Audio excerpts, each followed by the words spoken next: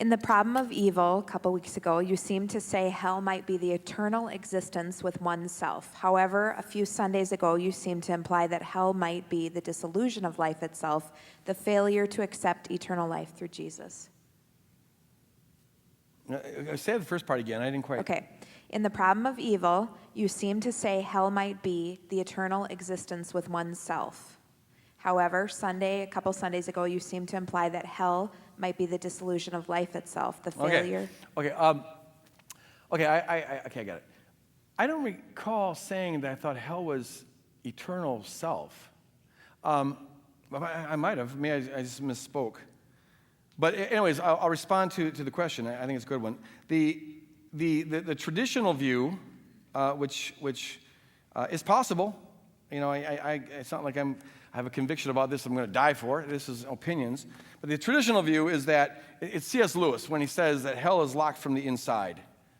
Hell is irrevocable self-enclosure, where if you choose yourself over and against God, you choose closeness to God, you live in the story of your own self, creating your own reality, eventually there comes a point where you can't get out of it. If you could, God would forgive you, but you can't. And so you're locked there forever. And as C.S. Lewis says in Mere Christianity, hell is locked from the inside. There's no outside lock, it's locked from the inside. And so there's this eternal self-enclosure, which is then a torment symbolized by, most would say it's symbolic, symbolized by tormented in the flames, and it goes on forever and ever, and it's utterly, utterly hopeless. That is a plausible way of reading the Bible.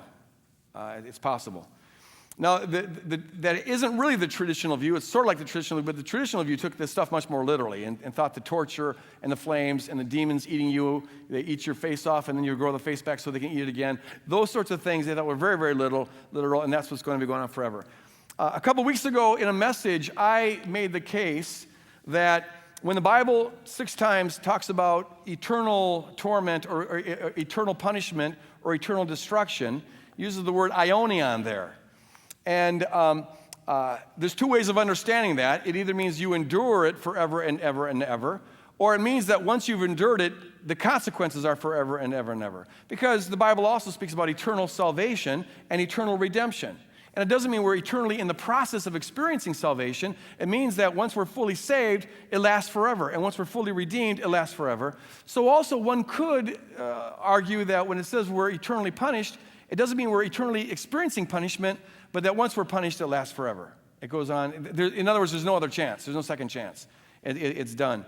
And I find that view to be more compatible with the dominant way the Bible speaks about God's judgment of those who are hopelessly unrepentant, because the main metaphors are used as death and perishing and destruction. And I also find it to be much more compatible with the God of perfect love.